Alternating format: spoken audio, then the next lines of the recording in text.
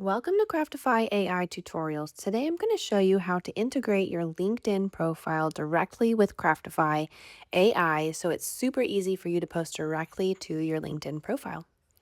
So we're going to start off by heading over to your settings area and then scrolling down to business settings and choosing integrations.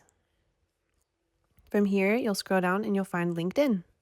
And here you'll see that it's not connected, so we'll just simply click connect.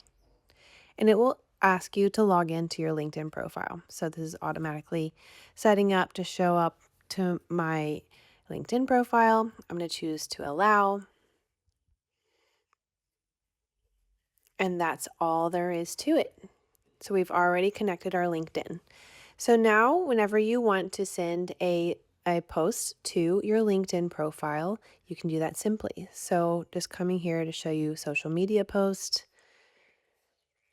You can choose to send a LinkedIn post directly to your account directly on LinkedIn.